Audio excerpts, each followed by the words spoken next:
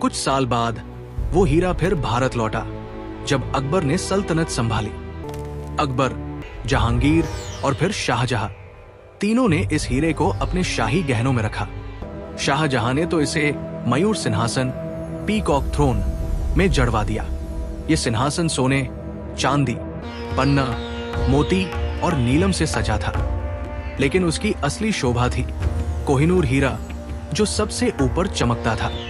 कहा जाता है कि जब सूरज की किरणें इस सिंहासन पर पड़ती थी तो उसकी रोशनी महल की दीवारों पर इंद्रधनुष बना देती थी।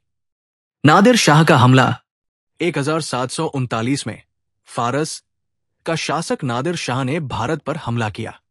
उसने दिल्ली को लूटा, शाहजहां का सिंहासन छीन लिया, और जब उसे कोहिनूर दिखा तो उसने कहा, कोहिनूर यानी पहाड़ों की रोशनी। इसी से इस हीरे का नाम पड़ा कोहिनूर। लेकिन नादिर शाह का अंत बहुत दर्दनाक हुआ। कुछ साल बाद उसके अपने सिपाहियों ने उसे मार डाला और कोहिनूर उसके उत्तराधिकारी शाह रुख से होते हुए अहमद शाह अब्दाली दुर्रानी वंश तक पहुंचा, जिसने अफगानिस्तान में राज किया। अफगानिस्तान से पंजाब। अहमद शाह अब्दाली के बाद कोहिनूर उसके बेटे तैमूर शाह और फिर शुजा शाह दुर्रानी के पास आया। लेकिन जब अफगानिस्तान में विद्रोह हुआ तो शुजा शाह भागकर लाहौर पहुंचा, जहां उसने शरण मांगी महाराजा रणजीत सिंह से। रणजीत सिंह ने उसे सुरक्षा दी, लेकिन बदले में मांगा कोहिनूर हीरा, और इस तरह ये हीरा फिर भारत लौट आया, पंजाब की धरती पर। रणजीत सिंह ने कोहिनूर अपनी मुकुट में जड़ा और कहा, ये हीरा मेरे साम्राज्य की ताकत का प्रतीक है।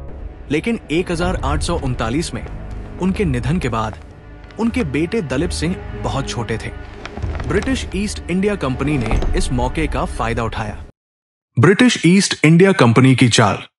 1849 में द्वितीय सिख युद्ध के बाद अंग्रेजों ने ट्रीटी ऑफ लाहौर साइन करवाई। इस संधि में लिखा था, कोहिनूर हीरा अब महारानी विक्टोरिया को सौंपा जाएगा, यानी इसे तोहफा कहा गया, लेकिन असल में ये लूट थी। इसके बाद कोहिनूर को जहाज HMS मीडिया में रखकर इंग्लैंड भेजा गया। ब्रिटेन में कोहिनूर इंग्लैंड पहुंचकर इसे क्वीन विक्टोरिया को पेश किया गया, लेकिन ब्रिटिश मीडिया ने कहा कि यह हीरा उतना चमकदार नहीं दिखता, इसलिए 1852 में इसे काटकर सिर्फ 105.6 कैरेट का बना दिया गया ताकि ये और चमके। मगर हर ब्रिटिश राजा को डर था, क्योंकि इतिहास में जिसने भी इसे पहना उसकी मौत या बर्बादी हुई।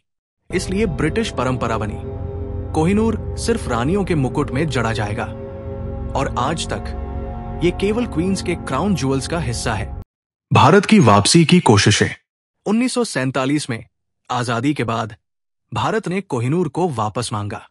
1953 में जब क्वीन एलिजाबेथ II का राज्याभिषेक हुआ तो भारत, पाकिस्तान और अफगानिस्तान तीनों ने इसे अपना बताया, लेकिन ब्रिटेन का जवाब था, ये तो हमें गिफ्ट में मिला था।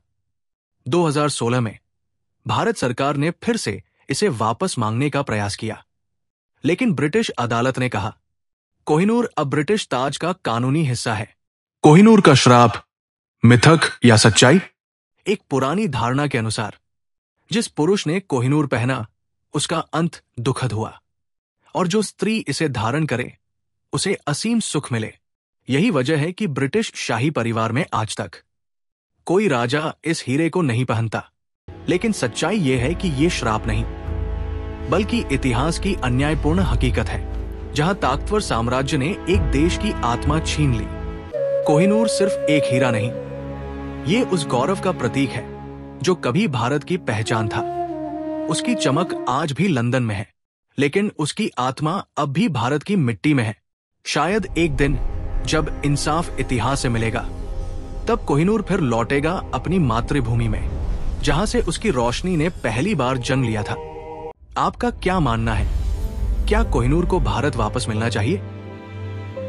तो दोस्तों, अगर से आपको हमारी ये कहानी पसंद आई तो आप हमारे चैनल को सब्सक्राइब करें। हम आपके लिए ऐसे ही इंटरेस्टिंग और सच्ची कहानियां लेकर आते रहेंगे।